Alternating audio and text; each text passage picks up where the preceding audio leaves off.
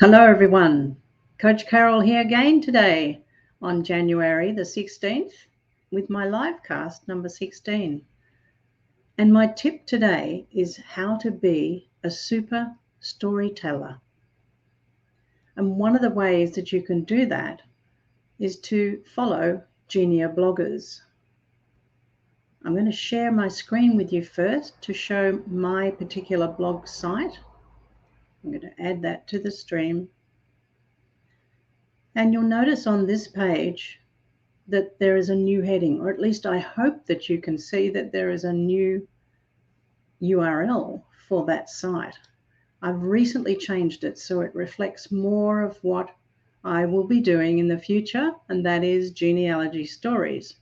So it is now genealogystoriesonline.blog. I'll put a link to that underneath this live cast. I hope that you can go there and read some of my stories. I'm engaged in the 52 Ancestors 52 Weeks Challenge, and you'll see my first 2 weeks blog posts there for you. Now let me go to my slide for today, and hoping that you can see that clearly.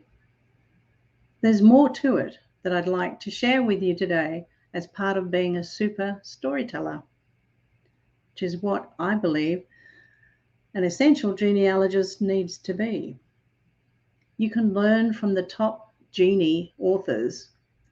So Geneabloggers is in that category. Plus there are many, many writers who share their stories that they've written for print books or ebooks that you could follow. When you're following those Geneabloggers, read their blog posts for ideas.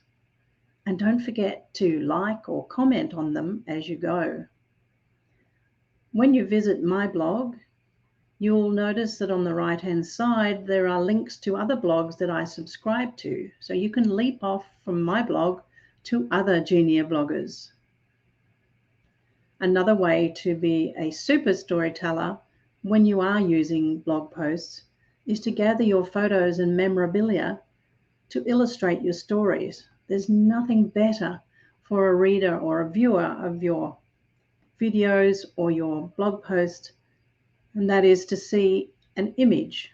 Perhaps it's an image that's a photo of your ancestor, maybe even colorized, or perhaps it's an image of a document that you've just found and you're very excited about. Include those. People who read blogs from the Geneabloggers are interested to see those particular photos and memorabilia. And finally, in being a super storyteller, there is much to learn if you start a story writing course. There are many, many classes available for you, some free and some that you pay for, some are expensive, and others are very reasonable. Some are challenges. For example, in February, I'm going to join Natalie Pithers' 5-day challenge for writing stories. You'll find out more about that on her blog site. I'll put a link in there for her too. So learn to display your ancestors as characters in your book. This is what you can learn from the classes on story writing. So there we are, some tips for you today on how to be a super storyteller.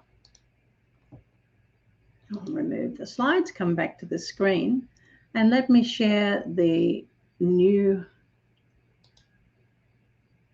blog name for my writing stories. My Genealogy Stories online.blog is the new one for today.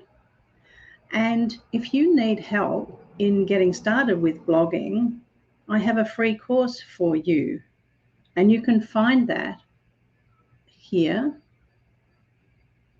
information about it, on my website at coachcaroleonline.com, free blogging course. I'll put these links in as well. And finally, for today, if you've enjoyed these tips and you want to see them all together in the one place, don't forget you can enroll in this free course, which has all of the live cast tips for you gathered together. And that's over at my Preserving Family History Academy at coachcaroleonline.thinkific.com. Thanks for listening today. This has been Livecast and tip number 16 for genealogists and storytellers. I'll be back later with more.